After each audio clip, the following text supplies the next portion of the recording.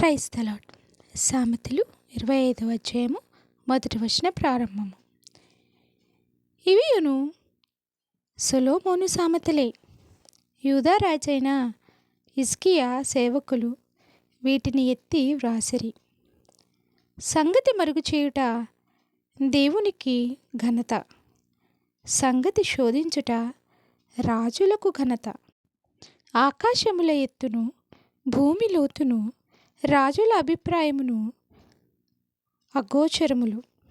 వెండిలోని మస్టు తీసివేసి నీడల పుటము వేయువాడు పాత్ర ఒకటి సిద్ధపరచును.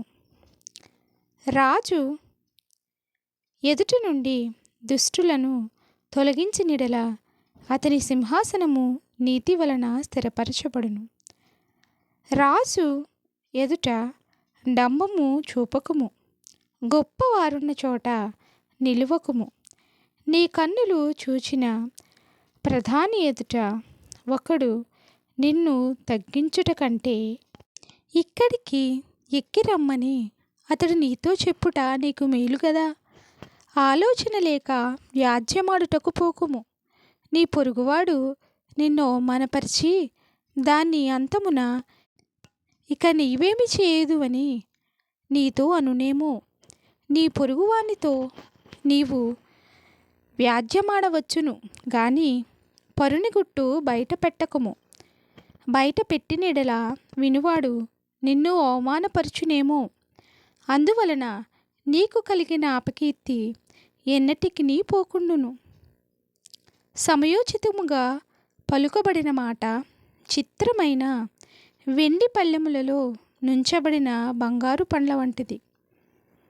బంగారు కర్ణభూషణమెట్టిదో, అపరంజి ఆభరణమెట్టిదో వినువాని చెవికి జ్ఞానము గల ఉపదేశకుడు అట్టివాడు. నమ్మకమైన దూత తనను పంపువారికి కోతకాలపు మంచు చల్లదనము వంటివాడు. వాడు తన యజమానుల హృదయమును తెప్పరిల్ల చేయును.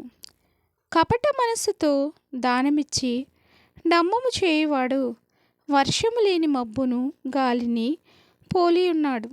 దీర్ఘశాంతము చేత న్యాయాధిపతిని ఒప్పించవచ్చును. సాత్వికమైన నాలుక ఎముకలను నలుగగొట్టును. తేనె కనుగొంటివా? తగినంత మట్టుకే త్రాగుము. అధికముగా త్రాగినెడల కక్కివేయుదువేమో. మాటి మాటికి నీ పొరుగువాని ఇంటికి వెళ్ళకుము. అతడు నీ వలన విసికి నిన్ను ద్వేషించునేమో. తన పొరుగువాని మీద కూట సాక్ష్యము పలుకువాడు సమ్మెటను ఖడ్గమును వాడిగల అంబును పోలినవాడు.